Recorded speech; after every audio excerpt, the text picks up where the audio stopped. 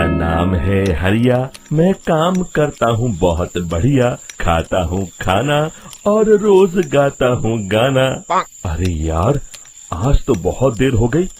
इस खतरनाक जंगल को देखकर तो मेरे हाथ पैर ठंडे हो गए हैं। अगर मैं वक्त पर गांव नहीं पहुंचा तो मालिक बहुत नाराज हो जाएंगे। तभी हरिया को एक आवाज सुनाई देती है। सुनिए हरु जी। अरे, ये आवाज किसने दी? तभी हरिया को सामने कुछ दूर एक औरत खड़ी दिखाई देती है। अरे भाई, ये औरत अकेली इतनी रात को इस जंगल में क्या कर रही है? चलकर पूछना पड़ेगा। फिर हरिया अपनी बैलगाड़ी उस औरत के सामने लाकर रोक देता है और उससे पूछता है। अरे सुनिए, आप इतनी रात को इस खतरनाक जंगल में अकेली क्या कर रही हैं? तभी वो औरत मीठी आवाज में कहती है। अरे हरु जी, आप आ गए। मैं कब से आपका इंतजार कर रही थी। वैसे तो यहाँ से काफी लोग गुजर चुके हैं, लेकिन मैं खास आपका इंतजार कर रही थी। अच्छा, तुम सच कह रही हो? मुझे तो यकीन नहीं हो रहा है। वो क्या है ना, आज तक किसी ने मुझसे इतने प्यार से बात नहीं की। हाँ हरु जी, मैं सच कह रही हूँ। अब देर मत करिए और जल्दी से मुझे मेरे घर तक छोड़ दीजिए। हाँ, कौन सी बड़ी बात है, अभी छोड़ देता हूँ। आप मेरे पीछे बैलगाड़ी में बैठ जाइए और मुझे रास्ता बताते चलिए। फिर वो औरत हरिया की बैलगाड़ी में बैठ जाती है और हरिया बैलगाड़ी हाँकता हुआ आगे चल पड़ता है। फिर उस औरत के बताए हुए रास्ते पर चलते चलते हरिया बैलगाड़ी लेकर एक काली गुफा के आगे आकर रुक जाता है। हरिया उस औरत से पूछता है। देवी जी, आपका घर कहाँ है? यहाँ तो एक गुफा के अलावा और कुछ नहीं है। तभी अचानक वो औरत हवा में उड़ने लगती है। देखते ही देखते उसका सुंदर रूप एक डरावनी चुड़ैल में बदल जाता है और वो जोर जोर से हंसती है। अरे तू तो एक नंबर का बेवकूफ निकला। तू तो बड़ी आसानी से मेरी बातों में आ गया। अरे मर गया रे, ये तो एक चुड़ैल है। हे भगवान बचा ले, ये तो बड़ी डरावनी दिखाई दे रही है। और फिर अगले ही पल हरिया की बैलगाड़ी में रखा सारा सामान हवा में उड़ता हुआ उस काली गुफा के अंदर चला जाता है और वो चुड़ैल भी उस गुफा के अंदर जाकर कहीं गायब हो जाती है। हरिया ये नजारा देख बुरी तरह घबरा और परेशान हो जाता है। अरे, ये चुड़ैल तो मेरा सारा सामान लेकर गुफा में गायब हो गई। अब क्या होगा? अगर मैं गांव खाली हाथ गया तो मालिक मेरी अच्छी खबर लेंगे। मेरी इस बात का कोई यकीन भी नहीं करेगा। फिर आखिर वही हुआ।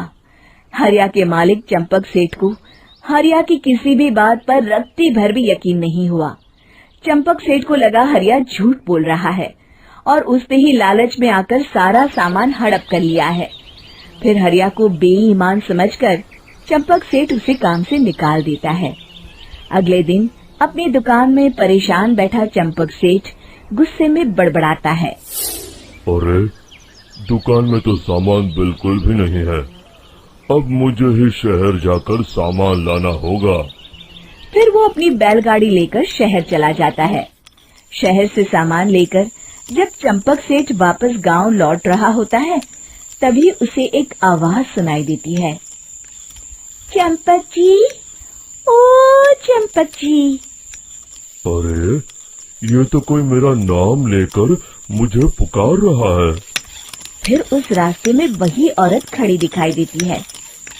फिर क्या था, हरिया की तरह चंपक सेठ भी उस औरत के पास अपनी बैलगाड़ी लेकर जाता है और वो भी उसकी चिकनी चुपड़ी बातों के मुंह जाल में फंस जाता है।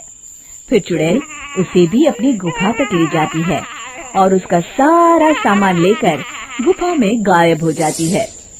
बेचारा चंपक सेठ लाचार होकर खाली हाथ गांव लौट आता है। फिर ये उस जंगल में रोज की बात हो जाती है। जो कोई भी शहर से कुछ लेकर गांव की तरफ लौटता, वो चुड़ैल उसे बेवकूफ बनाकर उसका सारा सामान लेकर गुफा में गायब हो जाती। एक दिन हरिया एक लकड़हारे को उसी जंगल की तरफ जाते हुए देखता है। फिर हरिया उसे रोकते हुए कहता है, अरे भाई, क्यों अपनी मौत को दावत दे रहे हो? मेरी बात मानो, आगे जंगल में मत जाओ, वहाँ एक बड़ी भयानक चुड़ैल रहती है। लकड़हारा हरिया की बातों को नजरअंदाज करते हुए कहता है, अरे भाई, मुझे पहले ही बहुत देर हो चुकी है, मुझे जाने दो भाई। शाम तक लकड़ियाँ काट कर शहर के बाजार में बेचना है। तुम अपनी ये कहानी किसी फुर्सत में बैठे इंसान को सुनाओ, मैं तो चला। इतना कहकर लकड़हारा वहाँ से आगे जंगल की तरफ चला जाता है। फिर अगले दिन गांव के मुखिया के घर के बाहर बहुत सारे लोग जमा हो जाते हैं। तभी हाथ में कुल्हाड़ी लिए खड़ा लकड़हारा कहता है, अरे मुखिया जी, अब आप ही हमें बचाइए उस जंगल वाली चुड़ैल से। हमारा सारा काम तो शहर से ही होता है।